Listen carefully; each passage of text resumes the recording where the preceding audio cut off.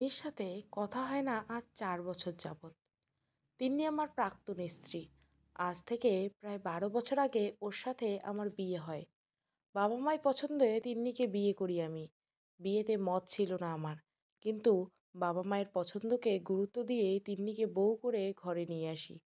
তিন্নি খুব লক্ষ্মী মেয়ে, সংসারে যাবতীয় কাজে সে পারদর্শী, কিন্তু তেমন স্মার্ট না কথাবার্তা কিংবা চলাফেরায়, যে কারণে তিন্নিকে আমার কেন জানি ভালো লাগে না। তিন্নি বিয়ে করার পর থেকে কখনো তাকে স্ত্রীর মর্যাদা দেইনি, সবসময় শুধু অবহেলা করে গেছি প্রতিনিয়ত।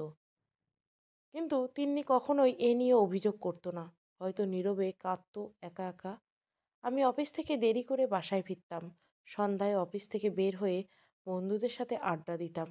মাঝরাতে বাসায় ফিরে দেখতাম তিন্নি আমার জন্য রাত জেগে না খেয়ে বসে আছে, অপেক্ষা করছে। দেরিতে বাসায় গেলেও তিন্নি কখনো এ নিয়ে কিছু বলতো না। চুপচাপ খাবার টেবিলে খাবার দিত, আর আমি তার স্বার্থপরের মতো গিলতে থাকতাম। কখনোই জিজ্ঞাসা করিনি তিন্নি খেয়েছো কি না। এভাবে চলতে থাকলো আরও আমার আর তিন্নির সংসার। এদিকে আমার বাবা মার নিকট তিন্নি তাদের মেয়ের মতো। তিন্নি ছাড়া তারা কিছু বোঝে না। তিন্নিকে তারা মা বলে ডাকে। আমি ভাবতাম হয়তো তিন্নি আমার বিষয়ে বাবা মার কাছে নালিশ দিবে, কিন্তু না, কখনোই কোনো অভিযোগ নেই আমার প্রতি। এত অবহেলার পরেও তিন্নি কখনোই আমার প্রতি কিংবা আমার বাবা মায়ের প্রতি যত্নের কমতি করেনি, বরং আগলে রেখেছে খুব যত্নে। এভাবে বেশ কিছুদিন যেতে লাগলো। এদিকে অফিসে এক নতুন মেয়ে জয়েন করেছে। ওর নাম নীলা। দেখতে খুব স্মার্ট, কথাবার্তা আরও বেশি স্মার্ট।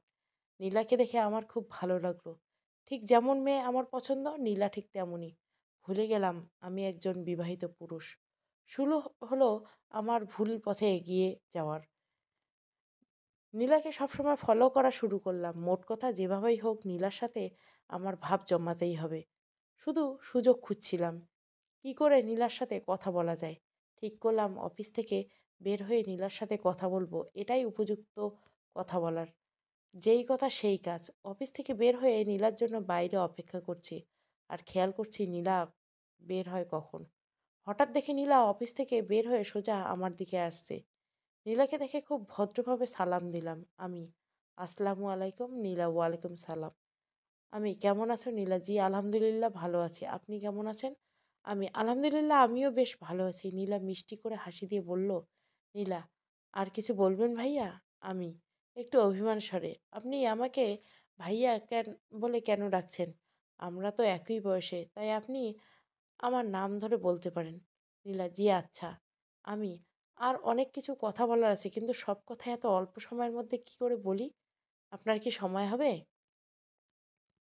নীলা, আজকে তো সময় দিতে পারবো না, বাসায় অনেক কাজ। আপনি চাইলে কাল অফিসে লাঞ্চের পর কথা হবে। আমি খুব আনন্দিত হয়ে, জি আচ্ছা, তাহলে কাল লাঞ্চের পর আমরা কথা বলবো। নীলা, জি অবশ্যই। কথা বলে নীলা একটি রিক্সা নিয়ে তার বাসার দিকে রওনা হলো। আর আমি আনন্দিত মনে সেই স্থান ত্যাগ করলাম, আর সেই বন্ধুদের সাথে আড্ডায় চলে গেলাম। হঠাৎ করে তিন্নি ফোন কল আসলো ফোনে। ফোন রিসিভ করতে ওপাশ থেকে তিন্নি, আসসালামু আলাইকুম। আমি বিরক্ত কণ্ঠে, অসময়ে কেন কল করছো, কি সমস্যা? তিন্নি আবেগী কণ্ঠে, আমার ভীষণ খারাপ লাগছে, প্রচণ্ড মাথা ব্যথা। আপনি কি আজ একটু তাড়াতাড়ি বাসায় আসতে পারবেন? আমি আবারও বিরক্তি নিয়ে, মাথা ব্যথা তো আমি কি করব? আমি কি ডাক্তার নাকি? ওষুধ খাও, এমনিতে মাথা ব্যথা ভালো হয়ে যাবে। আর আমি এখন ব্যস্ত, রাখলাম। এ বলে লাইনটা কেটে দিলাম। আবার বন্ধুদের সাথে আড্ডায় মেতে উঠলাম। ওদিকে তিন্নি তীব্র কষ্ট বুকে নিয়ে নীরবে কান্না বালিশ ভিজিয়ে একাকার করছে। মাঝরাতে বন্ধুদের সাথে আড্ডা শেষে বাসায় ফিরে দেখি তিন্নি একপাশে চুপচাপ শুয়ে আছে। আজব, সে আমার অপেক্ষা না করে খেয়ে বসে আছে। আমি ওয়াশরুমে যাওয়ার আগে খাবার টেবিলে তিন্নিকে খাবার দিতে বললাম। আমি যেন দিন দিন কেমন অমানসিক আচরণ করেছি তিন্নির সাথে। খাবার দাবার কথা বলে আমি ওয়াশরুমে চলে গেলাম। তিন্নি কোনো আপত্তি না করে টেবিলে নাস্তা দিল। আমি ওয়াশরুম থেকে বের হয়ে খাবার টেবিলে গিয়ে বসলাম। খেয়াল করলাম তিন্নির চোখ অনেকটা ফুলে লাল হয়ে গেছে। আমি তখন উপহাসের স্বরে তিন্নিকে বললাম, আমি, বাহ, এত ঘুম চোখে ঘুমাতে ঘুমাতে চোখ ফুলিয়ে ফেলা হয়েছে। তিন্নি কিছু না বলে চুপচাপ দাঁড়িয়ে রইল। আমি খাওয়ার শেষে প্রতিদিনের মতো শোয়ার ঘরে চলে গেলাম। একটি বারের জন্য তিন্নিকে জিজ্ঞাসা করলাম না ও রাতে খেয়েছে কিনা। একটু পর তিন্নিও শোয়ার ঘরে এসে শুয়ে পড়ল, হয়তো না খেয়ে। আমি আমার মতো শুয়ে পড়ে ঘুমিয়ে পড়লাম।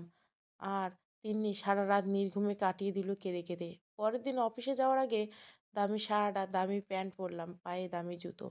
মোট কথা একদম স্মার্ট হয়ে যেতে হবে আজ, কেননা নীলার সাথে আজ প্রথম কথা হবে কাছাকাছি। অফিসে গিয়ে দেখি নীলা আজ শাড়ি পরে এসেছে। ইস, মেয়েটাকে দেখে আমার নজর সরাতে পারছি না। কত সুন্দর, কত স্মার্ট দেখতে, বেশ নাদোষ নদোষ। যাই হোক, আজ নীলার নাম্বার যেভাবেই হোক নিতেই হবে। মনে মনে ঠিক করলাম, নীলাকে যেভাবেই হোক পটাতে হবে। লাঞ্চ শেষ করে নীলার জন্য অপেক্ষা করছি, এমন সময় নীলা এসে বলল, নীলা, আসসালামু আলাইকুম ভাইয়া। আমি রাগান্বিত স্বরে, আপনাকে বলছি না কাল আপনি আমাকে ভাইয়া বলে ডাকবেন না, আপনি আমার নাম ধরে ডাকবেন। আর যদি ভাইয়া বলে ডাকেন আর কথা বলবো না। নীলা মুচকে এসে, ও আচ্ছা, সরি, আমার খেয়াল ছিল না। তো রাকিব সাহেব কেমন আছেন আপনি? আমি, জি আলহামদুলিল্লাহ ভালো আছি। চলুন আমরা ওই সামনের কফি শপটা গিয়ে বসি, দুজনে একসাথে কফি খাওয়া হবে, গল্প হবে। নীলা, আচ্ছা চলুন। দুজনে সামনে কফি শপের দিকে এগিয়ে গেলাম। কফি শপে বসে দুজন গল্প করে পরিচয় নেওয়ার এক পর্যায়ে নীলাকে জিজ্ঞাসা করলাম, আমি, আপনি কি বিবাহিত? নীলা মুচকি হাসি দিয়ে, নীলা, হঠাৎ এ প্রশ্ন, জানাটা কি খুব জরুরি? আমি, জরুরি বই কি। নীলা, না, আমি এখনো কুমারী। আমি মনে মনে একটু খুশি হলাম। তারপর আবার নীলাকে বললাম, আমি, আপনার জীবনে কি এমন কেউ আছে যাকে আপনি সবচেয়ে বেশি ভালোবাসেন? নীলা আবার উচ্চস্বরে হেসে উঠল। নীলা, আপনার প্রশ্নের উত্তর কি দিব জানি না, শুধু একটাই কথা বলি, আপনাকে আমার জীবনে স্পেশাল কেউ আসেনি কোনোদিন। আমি এবার ভীষণ খুশি। যাক, তাহলে ঠিক পথে এগোচ্ছি। এবার নীলা আচমকা প্রশ্ন করে বলল, নীলা, আপনি কি বিবাহিত? নীলার প্রশ্নে আমি দ্বিধায় পড়ে গেলাম, কি উত্তর দিব। ভাবতে ভাবতে অবশেষে বললাম, আমি বিবাহিত, কিন্তু বলতে পারেন যে আমার ইচ্ছার বিরুদ্ধে গিয়ে বিয়ে করানো হয়েছে আমাকে। আমার স্ত্রী আমার মনের মতো হয়নি। সে ভালোবাসা কি এসব বোঝে না। আমার কথা শুনে নীলা হেসে উঠে আবার বলল, নীলা, আপনি এমন মেয়েকে বিয়ে করার আগে খোঁজ নেননি তার সম্পর্কে? আমি, ওই যে বাবা মার পছন্দ, নিজের সুখ পছন্দ বিসর্জন দিয়ে তাদের কথা চিন্তা করেছি। নীলা, ও আচ্ছা, চিন্তা করবেন না, চলুন এবার, অফিসে দেরি হয়ে যাবে। আমি, আপনাকে একটা কথা বলবো। নীলা, জি বলুন। আমি, আপনি কিন্তু সত্যি দেখতে অসম্ভব সুন্দরী এবং অনেক স্মার্ট। আমি বিয়ের আগে সবসময় কল্পনা করতাম আপনার মতো কাউকে জীবনসঙ্গী করব। কিন্তু কি আমার কপাল। নীলা মুচকি হেসে, থাক থাক এসব কথা। আমি, কিছু মনে না করলে আপনার ফোন নাম্বার যদি দিতেন। না মানে, যদি কখনো কোনো প্রয়োজন হয়, এই আর কি। নীলা তার ফোন নাম্বারটা আমাকে বলল, আর আমি সাথে সাথে আমার ফোনে নাম্বারটা সেভ করে রাখলাম। নীলার নাম্বার পেয়ে খুশিতে মনটা ভরে গেল। বন্ধুকে কল দিলাম। আমি, দোস্ত কই তুই? বন্ধু, এই তো অফিসে আছি, বল কি বলবি। আমি, আজ পার্টি হবে রে পাগলা, ক্রাশের নাম্বার পেয়েছি। বন্ধু, বলিস কি রে মামা, তাহলে তো আজ ট্রিট দিবি আমাদের। আমি, আচ্ছা ঠিক আছে, আমি সন্ধ্যায় অফিস থেকে সোজা চলে আসবো, তোরা সবাই থাকিস। বন্ধু, আচ্ছা ঠিক আছে। বন্ধুরা সব জানতো, কিন্তু এখন এ ভুল পথে না এগোনোর জন্য কেউ কিছু বলেনি, বরং উৎসাহ দিয়েছে। অফিস থেকে বের হয়ে সোজা চলে গেলাম বন্ধুদের সাথে আড্ডা দিতে। আজকে আমি ওদের ট্রিট দিব বলে কথা। খুব এনজয় করছি বন্ধুদের সাথে, হাসাহাসি আরও অনেক কিছু। এমন সময় তিন্নির কল আসলো। মেজাজটা খারাপ হয়ে গেল তিন্নির গল্পে রিসিভ করে। আমি, কল করার আর সময় পাও না তাই না? কি বলবা তাড়াতাড়ি বলো, বিরক্ত কণ্ঠে। তিন্নি আবেগী স্বরে, আজকে বাসায় আসার সময় আমার জন্য মাথা ব্যথার ওষুধ নিয়ে আসতে পারবেন?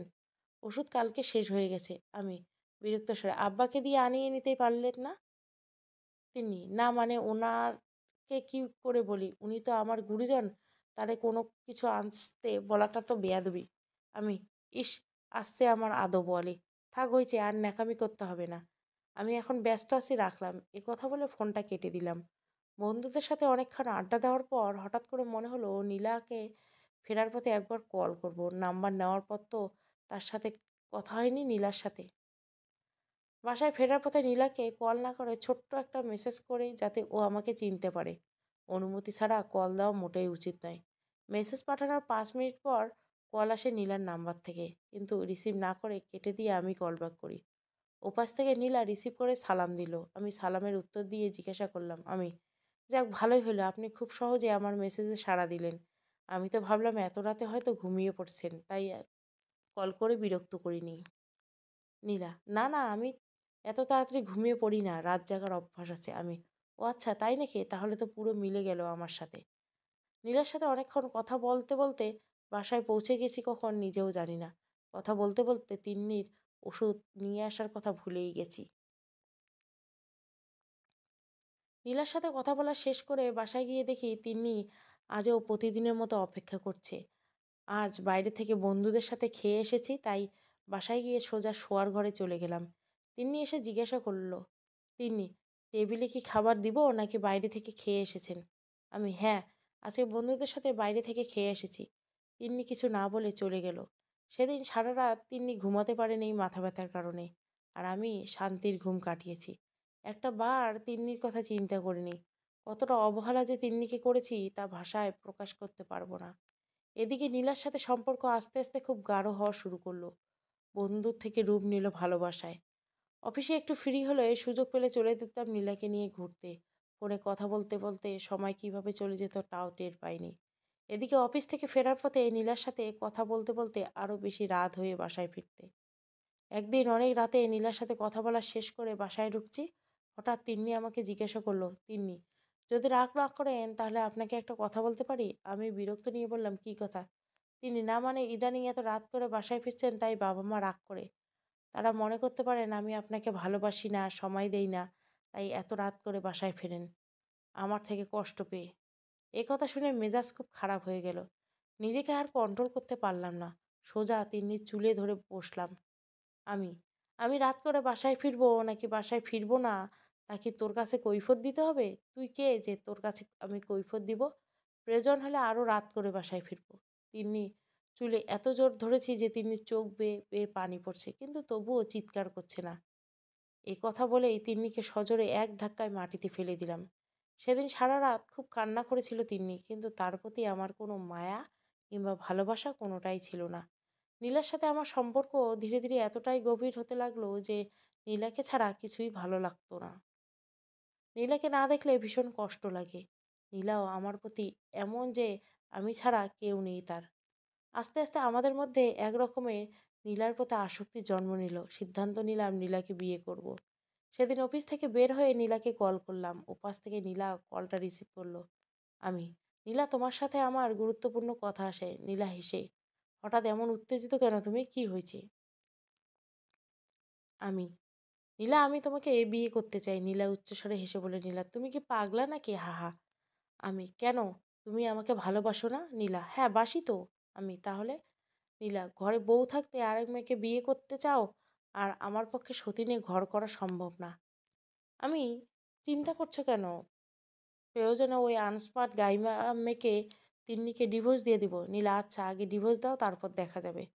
আমি: আচ্ছা, তুমি শিওর থাকো যে তিন্নিকে ডিভোর্স দিয়ে দিচ্ছি কিছুদিনের মধ্যে। নীলা: রাকিব, শোনো না, তোমাকে একটা কথা বলতেই ভুলে গেছি। কি কথা? নীলা: আমার আম্মু না খুব অসুস্থ, কিডনির সমস্যা, একটা অপারেশন করতে হবে। ডাক্তার বলেছে অনেক টাকা দরকার, কিন্তু আমার কাছে এত টাকা নেই। আমার কিছু ভালো লাগছে না, খুব চিন্তা হচ্ছে। মা ছাড়া আমার আর কেউ নেই এই পৃথিবীতে। নীলা এমন কথা শুনে সত্যি খুব খারাপ লাগলো। নীলাকে প্রচণ্ড ভালোবাসি, তাই ওর কষ্টের কথা শুনে আমারও মনটা খারাপ হয়ে গেল। তারপর নীলাকে বললাম আমি: আরে এত চিন্তা করছো কেন? আমি আছি না, কত টাকা লাগবে বলো, আর অপারেশনের ব্যবস্থা করতে বলো। নীলা: না না, তুমি কেন শুধু শুধু টাকা দিবা আমার আম্মুর জন্য? আমি এমনিতেই দেখি ব্যবস্থা করতে পারি না। আমি রাগান্বিত হয়ে: তোমার আম্মুকে আমার আম্মু নয়? তুমি কোনো আপত্তি করবে না। আর কয়েকদিন পর তো তুমি আমার বউ হচ্ছ, তাই আমার শাশুড়ি মা নীলার মার চিকিৎসার দায়িত্ব না হয় আমিই নিলাম। নীলা আমার এমন কথা শুনে দ্বিতীয়বার আপত্তি করলো না। নীলা বলল: নীলা: আচ্ছা, যাও, ঠিক আছে, তুমি যা ভালো মনে করো তাই করবে। আমি: ওকে সুইটহার্ট, এখন রেস্ট নাও, আমি বাসায় গিয়ে ভেবে দেখি কি করে আপদ বিদায় তিন্নিকে ডিভোর্স দেওয়া যায়। একথা বলে কলটা কেটে দিয়ে আমি বাসার উদ্দেশ্যে রওনা দিলাম। যেতে যেতে ভাবতে লাগলাম কি তিন্নিকে সরানো যায় আমার জীবন থেকে। হঠাৎ করে আমার মাথায় একটা প্ল্যান আসলো। চিন্তা করলাম আমাকে এমন কিছু করতে হবে যাতে তিন্নি আমার জীবন থেকে এমনিতেই চলে যায়। কেননা আমার বাবা মা কোনোদিনও তিন্নিকে ডিভোর্স দিতে দেবে না। কেননা তিন্নি তাদের কাছে মেয়ের মতো। আজ থেকে এমন কিছু করতে হবে যাতে তিন্নি নিজের থেকেই চলে যায় আমার জীবন থেকে। বাসায় গিয়ে আজ তিন্নিকে ডাকলাম। তিন্নি, এই তিন্নি। তিন্নি ডাকার সাথে সাথে আমার সামনে এসে বলল, তিন্নি, জি বলেন। আমি, কয়টা ডাক দিলাম তোরে, এতক্ষণ লাগলো কেন আসতে? তিন্নি একটু ভীত হয়ে বলল, কেননা আজকের মতো এমন ব্যবহার কোনোদিন করিনি তিন্নির সাথে। তিন্নি ভীত স্বরে, কই, আমি তো আপনার প্রথম ডাকেই চলে আসলাম। একথা শুনে রাগে আমার মাথায় রক্ত উঠে গেল। কোনো কথা না বলে তিন্নির গালে একটা কষে চড় বসিয়ে দিলাম। তোর সাহস তো কম নয়, তুই আমার মুখের উপর কথা বলিস। এই কথা বলে আর একটা চড়। তিন্নি কাঁদছে, এক হাতে মুখ চেপে ধরে কাঁদছে, যাতে পাশের রুমে মা বাবা ওর কান্নার শব্দ শুনতে না পায়। এভাবে বেশ কিছুদিন কেটে গেল। দিন দিন তিন্নির উপর অমানসিক নির্যাতন করার পরেও তিন্নির জীবন থেকে সরে যাচ্ছে না দেখে নতুন ফন্দি খুঁজতে লাগলাম। আর এদিকে নীলার সাথে সম্পর্ক বেশ। নীলার মায়ের অপারেশনের টাকা আমি নিজেই দিয়ে দিলাম নীলার হাতে। নীলা টাকা হাতে নিয়ে বলল, নীলা, রাকিব, তোমার এ ঋণ আমি কোনোদিন শোধ করতে পারবো না। আরে ঋণ বলছো কেন? তোমার মাকে আমার মা নয়? কথা বলে নীলাকে বাসায় পৌঁছে দিয়ে আমি বাসায় চলে আসলাম। প্রায় প্রায় নীলাকে নিয়ে ঘুরতে, তাকে শপিং করে দিতে লাগলাম, হবু বউ বলে কথা। আর ইদানিং নীলা মাঝে মাঝে নানা কারণ দেখিয়ে আমার থেকে টাকা পয়সা নেওয়া শুরু করলো। আমি কখনোই না করিনি নীলাকে। নীলাকে সত্যি অনেক ভালোবাসি। এদিকে তিন্নিকে সরানোর শত চেষ্টার পরেও ব্যর্থ হয়ে আরও নানা রকম প্ল্যান করতেছি। হঠাৎ মাথায় একটা শয়তানি বুদ্ধি এলো। তিন্নিকে জীবন থেকে সরাতে তিন্নির চরিত্রে দাগ লাগাতে হবে। এমন কিছু করতে হবে যা মা মা বাবা তাকে ডিভোর্স দিতে আপত্তি করবে না। বন্ধুকে বললাম, দোষ, একটা কাজ করতে পারবি? কি কাজ বল? বল মামা। আমি, তোকে একটা মেয়ের নাম্বার দিব। এই নাম্বারে রাত ঠিক 1টার দিকে কল করবি। তোর মনে যা চায় তাই বলবি। বন্ধু, কি বলিস মামা, গার্লফ্রেন্ড বেশি হয়েছে নাকি? ইয়ার কি বাদ দে তো। তোরে যেটা বলছি সেটা কর। তোর পরিচয় বলবি না। আর অপরিচিত ভেবে যদি কল কেটে দেয় তবে বারবার কল করবি। মোট কথা সারা রাত বিরক্ত করবি। আর নাম্বারটা যে আমি দিছি এটা বলবি না। বন্ধু, আচ্ছা ঠিক আছে, নাম্বারটা দিয়ে রাখ। লাইনটা কেটে দিয়ে বন্ধুকে নাম্বারটা মেসেজ করে দিলাম। নাম্বারটা যে আমার স্ত্রী তিন্নির, সেটা বন্ধুর কাছে গোপন রাখলাম। ও জানলে হয়তো আপত্তি করবে, এই জন্য। রাত 11টার দিকে বাসায় গেলাম। বাসায় গিয়ে রাতের খাবার খেয়ে অপেক্ষা করছি কখন তিন্নির ফোনে বন্ধুর কল আসে দেখার জন্য। তিন্নি আজ আমার আগেই ঘুমিয়ে গেছে। রাত তখন 1টা। এমন সময় তিন্নির ফোন বেজে উঠল। ফোনের শব্দে তিন্নির ঘুম ভেঙে গেল। পাশেই আমি ঘুমানোর ভান করে আছি। ফোন রিসিভ করলো তিন্নি। তিন্নি, হ্যালো, আসসালামু আলাইকুম। বন্ধু, ওয়ালাইকুম আসসালাম, কেমন আছেন? তিন্নি, কে বলছেন? বন্ধু, কেউ একজন যাকে কখনো দেখেননি। Tinni, wrong number. বলেই তিন্নি লাইনটা কেটে দিল। আবারও কল আসলো তিন্নির ফোনে। তিন্নি এবার আর রিসিভ করলো না, কিন্তু আবার তিন্নির ফোন বেজে উঠলো, বারবার রিং হচ্ছে। এবার আমি উঠে তিন্নিকে জিজ্ঞাসা করলাম, কে কল করছে এত রাতে? তিন্নি, চিনি না তো, রং নাম্বার। রং নাম্বারে কেউ এত রাতে কল করবে? কোথায় জামাই বানাইছিস সেইটা বল মাগি। কথা বলে তিন্নির চুল টেনে ধরলাম। তিন্নি, বিশ্বাস করো, আমি সত্যিই জানি না কে কল করেছে। আপনি বিশ্বাস না করলে আমার ফোন দেখেন, ওই নাম্বার থেকে কখনো আসেনি কোনোদিন কল। তোর আর নাটক করতে হবে না। আজ তোর একদিন কি আমার একদিন। কথা বলে তিন্নির উপর অমানসিক নির্যাতন শুরু করলাম।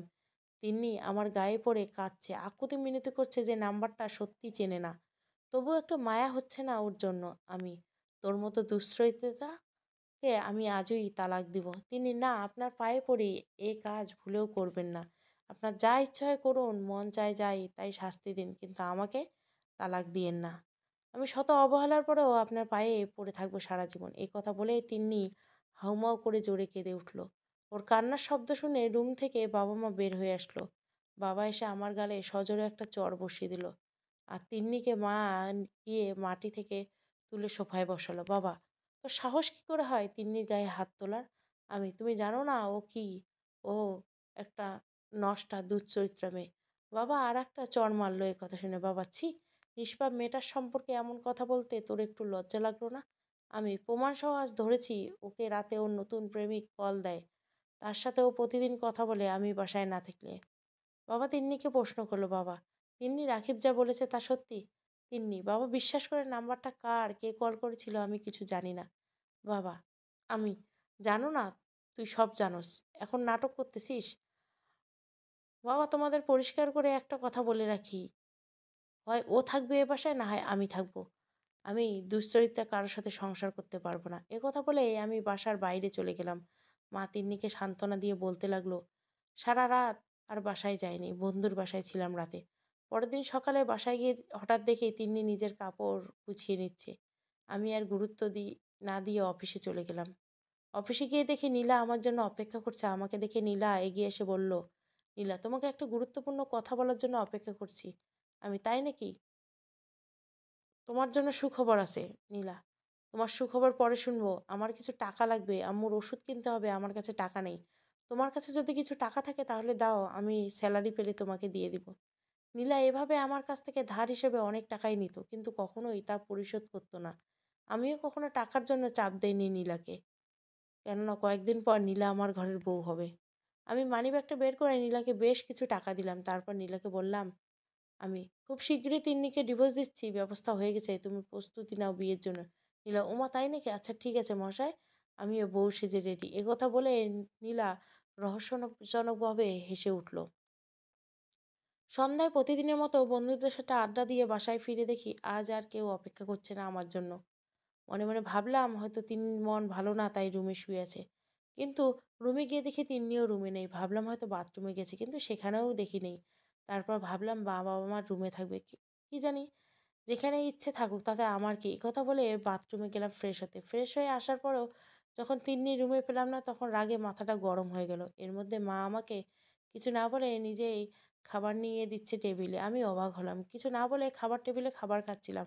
হঠাৎ করে মা বলল, তিন্নি আজ সকালে ওর বাবার বাড়ি চলে গেছে। মায়ের মুখে থেকে কথাটা শুনে একটুও খারাপ লাগলো না, বরং খুশিতে মনটা ভরে গেল।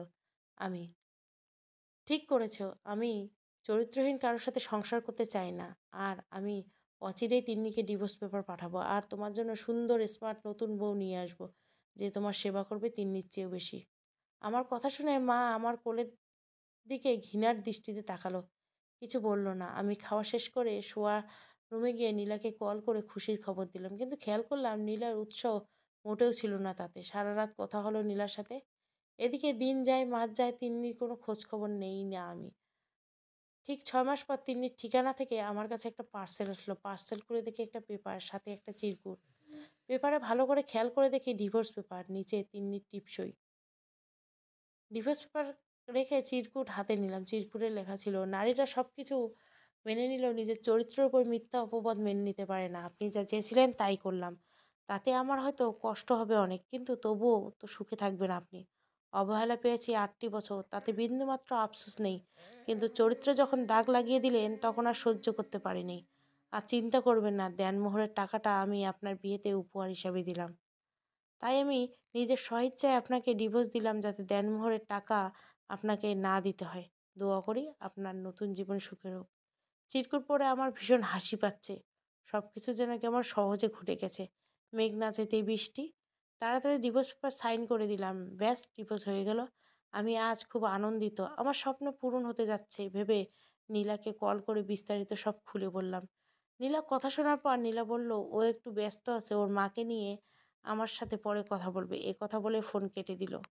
আমিও সেদিন কিছু মনে করিনি। এভাবে দিন যেতে লাগলো, মাস যেতে লাগলো। বেশ কিছুদিন পর খেয়াল করলাম নীলা কেমন জানি হঠাৎ করে আমাকে এড়িয়ে চলছে। আগের মতো সময় দিচ্ছে না, কথাও বলছে না ঠিক মতো। নিজের থেকে কোনো খোঁজও নেয় না, বরং আমি কল করলে নানা অজুহাত দেখায়। ব্যাপারটা আমার কাছে রহস্য মনে হলো। ভাবলাম নীলার সাথে এই বিষয়ে সরাসরি কথা বলবো। পরের দিন অফিসে গিয়ে নীলাকে বললাম, নীলা, তোমার সাথে আমার গুরুত্বপূর্ণ কথা আছে, দুপুরে লাঞ্চের পর দেখা করবে আমার সাথে। কথা বলে অফিসের কাজে বসে পড়লাম, কিন্তু কাজে মন বসছিল না। নীলার এমন অবহেলা মেনে নেওয়ার মতো না। নীলার এমন অবহেলা নিজের কাছে নিজেই অসহায় লাগা শুরু করলো। দুপুরে লাঞ্চের পর নীলার সাথে বসে আছি। আমি, নীলা, ইদানিং আমি খেয়াল করছি তুমি আমাকে অ্যাভয়েড করছো। অ্যাভয়েড করার কারণটা জানতে পারি? নীলা, আসলে তোমাকে আমি অ্যাভয়েড করছি না, আম্মু অসুস্থ, তাই মন ভালো থাকে না সব সময়। আমি, তোমার আম্মু তো আগের থেকেই অসুস্থ, আগে তো এমন করতা না। আর আমাদের বিয়ের ব্যাপারে কি সিদ্ধান্ত নিলে? নীলা, আমি কিছুই বলতে পারছি না এই মুহূর্তে। আম্মু সুস্থ না হওয়া পর্যন্ত বিয়ে চিন্তা আপাতত বাদ। নীলার কথা শুনে মেজাজ খারাপ হয়ে গেল। আমি, তার মানে তুমি কি আমায় বিয়ে করতে চাও না নীলা? আমি কি না করেছি নাকি তোমাকে? আমি, না করতে হবে না, তোমার কথাতে তো এটাই স্পষ্ট। নীলা, বিয়ে করব, তবে আর কিছুদিন যাক, মা ততদিনে একটু সুস্থ হয়ে উঠুক তারপর। আমি, আচ্ছা ঠিক আছে, আমিও অপেক্ষায় রইলাম। তার কিছুদিন পর হঠাৎ খেয়াল করি নীলা অফিসের বসের সাথে বাইরে লাঞ্চ করতে যাচ্ছে। ঠিক সম্পর্কের শুরুতে যেমন আমার সাথে যেত, ব্যাপারটা দেখে একটু খারাপ লাগছিল, কিন্তু পরে ভাবলাম যেতেই পারে একটা দিন লাঞ্চ। কিন্তু আস্তে আস্তে প্রতিদিন বসের সাথে আরও বেশি মিশতে দেখলাম নীলাকে। বিষয়টা মেনে নেওয়ার মতো হলো না। অফিস থেকে বের হয়ে নীলাকে জিজ্ঞাসা করলাম আমি, নীলা, বসের সাথে তুমি ইদানিং একটু বেশি মিশতেছ। নীলা, সব কৈফিয়ত কি তোমাকে দিতে হবে? আমি রাগান্বিত হই, হ্যাঁ দিতে হবে, কারণ তুমি আমার হবু স্ত্রী। আমার কথা শুনে নীলা হেসে উঠল পৈচাসিকভাবে। নীলা, হবু স্ত্রী? কিন্তু বিয়ে তো হয়নি, তাই না? আর আমি কার সাথে মিশবো কি মিশবো না তা নিশ্চয় তোমার থেকে জানতে হবে না? আমি রাগের মাথায় নীলাকে জোরে একটা চড় বসিয়ে দিলাম, কিন্তু একই কাণ্ড, নীলা উল্টো চড় মারলো আমাকে। তারপর নীলা বলল, নীলা, তোর সাহস তো কম নয়, তুই আমার গায়ে হাত দিছিস। যা, আজ থেকে তোর সাথে আমার কোনো সম্পর্ক নেই। নীলার মুখ থেকে একথা শুনে আমার মাথায় আকাশ ভেঙে পড়ার মতো অবস্থা। নিজের ভুল স্বীকার করে নীলাকে সরি বললাম। এমন ভুল আর কখনো হবে না, আরও কত কিছু, কিন্তু না, সে কিছুতেই বুঝতে চাইলো না। চলে গেল আমার সামনে থেকে, আর বলে গেল আর কোনোদিন যাতে তার সাথে যোগাযোগ করার চেষ্টা না করি। নীলাকে সন্ধ্যা থেকে কল করতেছি, কিন্তু নীলার ফোন ওয়েটিং। খুব কষ্ট লাগছে, বারবার ডায়াল করছি নীলার নাম্বারে, কিন্তু কিছুতেই কল যাচ্ছে না। এতক্ষণ কার সাথে কথা বলছে নীলা? তার মানে কি ও সত্যি ওর বসের সাথে সম্পর্ক? তাহলে কি আমার সাথে প্রতারণা করছে নীলা? নানা প্রশ্ন ঘুরপাক খেতে লাগলো মনে। বাসায় অনেক রাতে ফিরে রাতের খাবারটা আর খেতে ইচ্ছে করলো না। রাত দুটো ঘুম আসছে না। আবার ডায়াল করলাম নীলার নাম্বারে, কিন্তু এ কি, আমার নাম্বার নীলা ব্লক করে রাখছে কেন? পুরো মাথাটা নষ্ট হয়ে গেছিল, কি করব বুঝতে পারছিলাম না। সকাল হওয়ার অপেক্ষায় রইলাম। অফিসে গিয়ে নীলাকে দেখি বসের সাথে খুব হাসাহাসি করছে, দেখে মনে হয় স্বামী স্ত্রী। কোনো কিছু না ভেবে সোজা গিয়ে বসের সামনে নীলাকে প্রশ্ন করলাম আমি, এসব কি হচ্ছে নীলা? আমাকে দেখে বস বিরক্ত নিয়ে, বস, রাকিব, তুমি আমার অনুমতি নিয়ে আমার রুমে কোন সাহসে ঢুকছো? আমি, বস, নীলা আমার হবু স্ত্রী, তার সাথে আপনাকে দেখে আমার মাথা ঠিক নেই, সরি বস। বস, নীলা, রাকিব যা বলছে তা সত্যি? নীলা, না না, মোটেও না। ওর মতো 2 টাকার কর্মীকে বিয়ে করব? আমি তো বিয়ে করব আপনাকে। নীলার এ কথা শোনার পর পৃথিবীতে যে বেঁচে আছি এটাই বিশ্বাস হচ্ছে না এই মুহূর্তে। বস, ইডিয়েট, যাও এখান থেকে, না হয় ঘাট ধরে বের করে দেবো। আর কালকে থেকে তুমি নীলার গায়ে হাত তুলছো, নীলা আমাকে সব বলছে, তাই তোমাকে চাকরি থেকে অব্যাহতি দেওয়া হলো। কাল থেকে তুমি আর অফিসে আসবে না। কি করবো আমি? এ কেমন বিচার? তার মানে এতদিন মিথ্যে ভালোবাসার অভিনয় করে গেছে নীলা আমার সাথে? না, আজ কিছু বলতে পারছি না। চুপচাপ বেরিয়ে পড়লাম অফিস থেকে। চোখ দিয়ে পানি পড়ছে, বুকটা ফেটে যাচ্ছে তীব্র যন্ত্রণায়। বারবার মনে হচ্ছে একটাই কথা, এই পৃথিবী একটা বিশাল নাট্যমঞ্চ। এখানে যে যত ভালো অভিনয় করতে জানে সেই ভালো থাকে। যারা অভিনয় করতে জানে না তারা সারা জীবন দর্শক হয়ে অভিনেতা অভিনেত্রীদের অভিনয় দেখে যায়। খুব কষ্ট লাগছে, বারবার তিন্নির কথা মনে হচ্ছে। কি ভুল না করেছি আমি, যে আমাকে মনে প্রাণে শত অবহেলায় পাগলের মতো ভালোবেসে গেছে, তার মূল্য আমি একটুও বুঝিনি। আর যে আমার সাথে ভালোবাসার অভিনয় করে গেছে প্রতিনিয়ত, তার জন্য আমি কতটাই না পাগল ছিলাম। না, আমি আজ তিন্নির কাছে গিয়ে ক্ষমা চাইবে, প্রয়োজনে ওর পা ধরবো, তবুও আবার ফিরিয়ে আসবো আমার সংসারে। একথা বলে তিন্নিকে আনার জন্য ওদের বাড়িতে রওনা দিলাম। তিন্নির বাড়িতে গিয়ে দেখি তিন্নির বাবা বাইরে দাঁড়িয়ে আছে। আমি গিয়ে সালাম দিতে সে রেগে গিয়ে বলল, তিন্নির বাবা, তুমি এ বাড়িতে কেন এসেছো? আমি কান্না বিজড়িত কণ্ঠে, বাবা, আমি তিন্নিকে নিতে এসেছি। তিন্নির বাবা, খবরদার বেয়াদব, তিন্নির নাম তুমি উচ্চারণ করবে না। আমি, বাবা, আমি জানি অনেক অন্যায় করেছি তিন্নির উপর। আমি আমার ভুল বুঝতে পেরেছি, আমাকে ক্ষমা করে দিন। তিন্নিকে একটিবার ডেকে দিন, আমার সামনে আসতে বলুন। তিন্নির বাবা, হা হা, তিন্নির বিয়ে হয়ে গেছে। তিন্নি মা এখন খুব সুখে আছে। তোমার মতো জানোয়ারের হাত থেকে রক্ষা করছে সৃষ্টিকর্তা। প্রথমে ও বিয়ে করতে চায় নাই, কিন্তু তোমার বন্ধুর মুখ থেকে যখন তোমার চক্রান্তের সব কথা শুনতে পারছে, তখন ঠিকই বিয়েতে রাজি হয়েছে। কারণ তুমি যে কতটা নরপিশাচ সে ভালো করেই বুঝতে পেরেছে। তিন্নির বাবার মুখ থেকে তিন্নির বিয়ের কথা শুনে বুকটা হু হু করে কেঁপে উঠল। তিন্নি এখন অন্য কারো ঘরে ভাবতে অজান্তে চোখের দিয়ে পানি পড়া শুরু করলো। কি যে কষ্ট হচ্ছে আমার, যার উপর এতদিন আমার অধিকার ছিল, অথচ আজ তার উপর আমার কোনো অধিকার নেই। এখন অন্য আরেকজন তার উপর অধিকার প্রতিষ্ঠিত করে নিয়েছে। সম্পর্ক, অবহেলা, সব অধিকার নিমেষে কেড়ে নেয়। বিচ্ছেদ আলাদা করে যায় দুজনে। ইস, এই ব্যথাটা যে কতটা যন্ত্রণাদায়ক! না পারা যায় সহ্য করতে, আর না পারা যায় নালিশ করতে। আহা, অধিকার হারানোর মতো এত বিড়ম্বনা পৃথিবীতে আর একটাও নেই। না, একটাও নেই। কি করব? সুইসাইড? কি করে নিজেকে সান্ত্বনা দেব? তিন্নির প্রতিটা চোখের পানি আমার জীবনে অভিশাপ হয়ে গেছে। তিন্নির উপর যে অন্যায় করেছি তার কর্মফল সারা জীবন ভোগ করতে হবে আমাকে। বেশি সুখের আশা করতে গিয়ে ভুলেই গেছি যে স্মার্টনেস, সুন্দর চেহারা এসব কিছু না। ভালোবাসা যদি খাঁটি হয় তবে এসবের মূল্য নেই। দুই নৌকায় পা দিয়ে কিছুক্ষণ দাঁড়িয়ে থাকা যায় হয়তো, কিন্তু মহাসমুদ্র পাড়ি দেওয়া যায় না। মহাসমুদ্র পাড়ি দিতে এক নৌকাতেই পা রাখতে হয়, অন্যথা ডুবে মরার সম্ভাবনা বেশি। জীবনসঙ্গিনী যেমনই হোক না কেন তাকে অবহেলা করতে নেই। নিজের যা আছে, যেমন আছে তাতেই সন্তুষ্ট থেকে সুখটা খুঁজে নিতে হয়। আর তৃতীয় ব্যক্তি কখনো নিজের জীবনসঙ্গীর মতো ভালোবাসতে পারে না। পরিশেষে কাউকে কষ্ট দেওয়ার আগে অবশ্যই ভেবে নেওয়া উচিত, প্রকৃতির প্রতিশোধ বলে একটা ব্যাপার আছে অবশ্যই, যা থেকে কেউ রেহাই পায় না। সমাপ্ত। গল্পটা ভালো লাগলে অবশ্যই লাইক, শেয়ার এবং সাবস্ক্রাইব করবেন। Thank you for watching.